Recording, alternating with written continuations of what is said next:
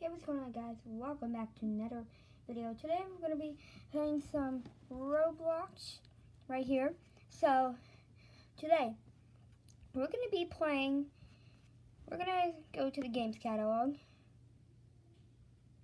and oh, they have some Roblox merch. So we're going to play this game called we're going to be playing, let me find a game to play. We're going to be playing McDonald's Tycoon right here. Shout out to Tycoon Productions. So we're going to play some Roblox.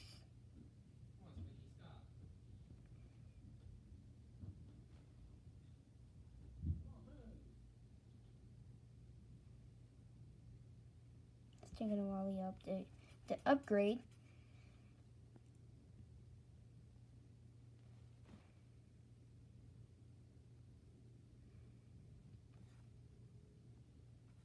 Come on. How about we cancel? We're gonna play it. Hopefully it doesn't have to upgrade. Oh, hotels right here. Hotel game. Taken so long to upgrade. How about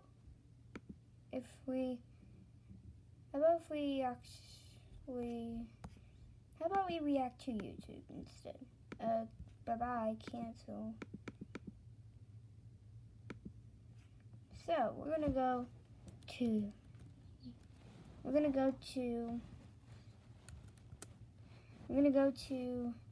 YouTube. We're gonna react to some videos. What videos did we watch? What video? How about we react to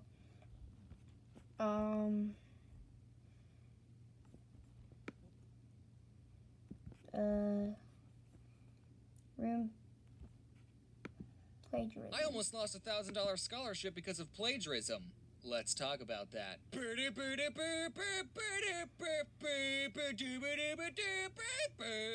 Plagiarism. Adverb. The practice of taking someone else's work or ideas and passing them off as one's own.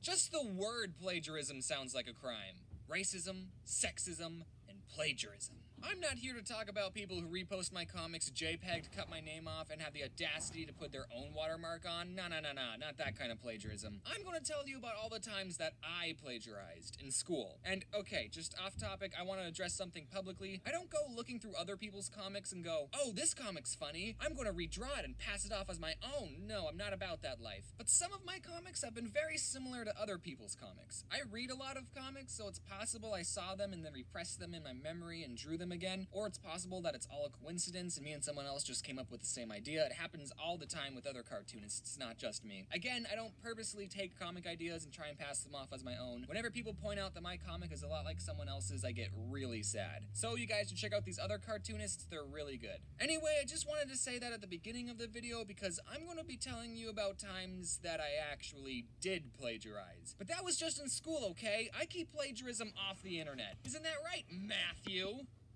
Hold on, guys. I'll be right back. I'll just do that after the video. I cheated a bit in school. An occasional glance at my partner's desk, maybe jot down that important equation on my hand, nothing too big. I had a math class where we went to lunch in the middle of the class, and whenever we had tests, the teacher wouldn't split the test into 2 parts. Do you expect us not to exchange notes? The first time that I got caught cheating was in 9th grade. And if you stalk me and watch my old videos, you know that I went to a preparatory school my freshman year. And in preparatory school, the amount of work they gave you as kids was just stupid. So cut me some slack. In one class, we had to write an essay about something historical or something, and I chose to write about the Berlin Wall, specifically about people who escaped across the Berlin Wall. Now, I chose this topic because, I don't know if you know this, but there's a National Geographic documentary about this exact topic. So I didn't copy and paste anything into my essay per se. It's just I told the exact same stories in the exact same order as the documentary, and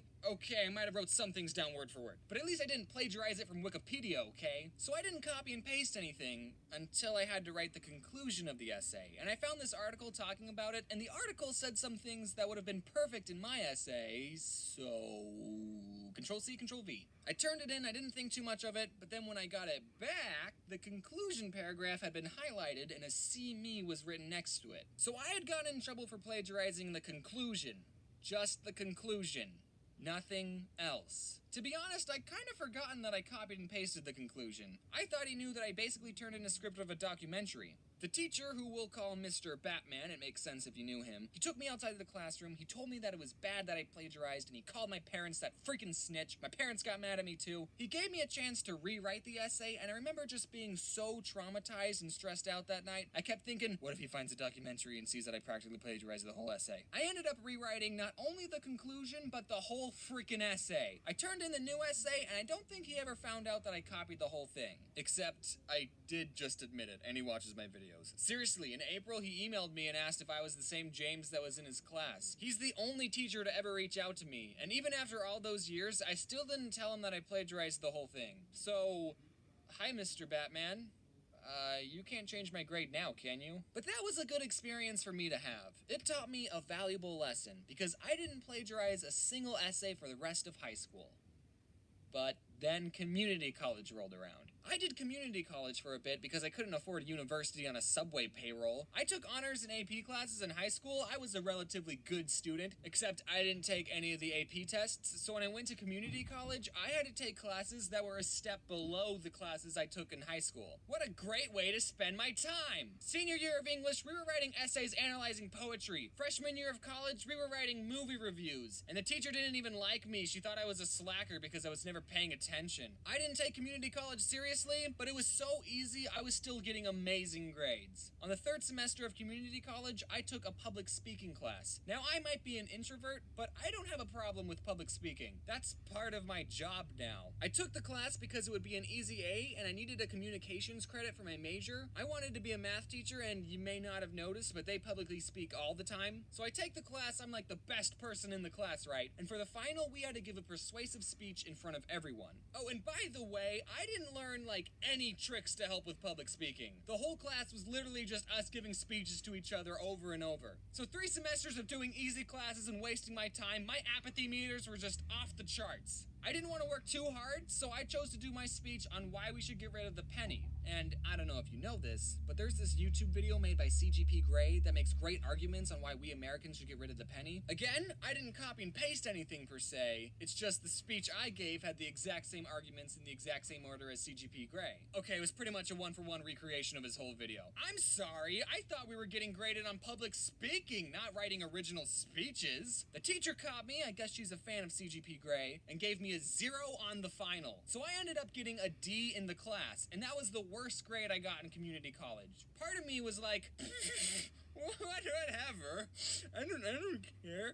This next semester, though, I wanted to go to a real college, and still trying to be economical, I found that it was actually cheaper for me to go to an out-of-state school than to go in-state. At this school, they gave scholarships to out-of-state students who had high enough GPAs and enough credits. It would have saved me thousands of dollars. And I had family living in this state, so that was another reason why I wanted to go to that school. But here's the thing. Even with that D, I still had a high enough GPA to get the scholarship, but since I failed, it didn't count as a credit, so I ended up being 1 credit short for what was required. Plagiarizing was going to cost me thousands of dollars. My options were either stay home and do a 1 credit semester of community college, or beg the university to give me my scholarship anyway. During Christmas, my family visited the state the school was in, so me and my dad got the chance to go to the school and basically talk our way into getting the scholarship. We talked to 5 different people. Now that's public speaking. I had to use my persuasive talking skills that I would have learned. And all of them were telling us, there's nothing we can do. But we were talking to one lady, she was telling us the same thing about not being able to do anything. She looked at my transcript, she said, oh, you failed public speaking. She looked at it for a bit, she typed something on her computer, she printed out a piece of paper and handed it to me saying, it's okay, I'm not good at public speaking either. She thought I was bad at public speaking! She thought I failed because I was insecure or something and not because I did something wrong. Oh, Yeah, I'm just terrible at speaking to the public. So really, there was something you could do. I got the scholarship because a lady wearing a lot of eyeshadow took pity on me. But I only ended up staying a semester and a half at that school because my YouTube kicked off, and now I'm doing that full time.